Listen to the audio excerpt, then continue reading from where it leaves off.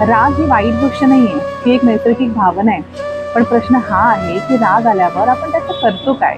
रागाच्या भरात माणूस परिस्थिती जशी आहे तशी न बघता आपल्या भावनेतून बघतो आणि अशा वेळी चुकीचे निर्णय घेण्याची शक्यता जास्त असते. रागाच्या भरात बोललेला एक कटू शब्द वर्षानुवर्ष टिकलेलं नातं सुद्धा तोडू शकतो. महाभारत हे याचं जिवंत उदाहरण आहे.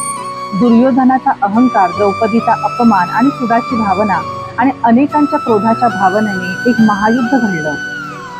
आज ती युद्धभूमी नाही, पण परिस्थिती काही वेगळी नाही. पूर्वी तलवारी चालत होत्या, आज शब्द चालतात. पूर्वी राज्य उद्ध्वस्त होत होती, आता नाती उद्ध्वस्त होतात. म्हणून राग दाबू नये, त्याला समजून घ्यायला हवं. राग आला की लगेच प्रतिक्रिया देऊ नये, थोडं शांत बसावं, दीर्घ श्वास घ्यावा आणि स्वतःला विचारावं, आता जे मी बोलणार आहे त्याचा मला उद्या पश्चाताप तर होणार नाही ना? कारण शांत मनाने घेतलेला निर्णय आणि रागात घेतलेला निर्णय यात खूप फरक असतो.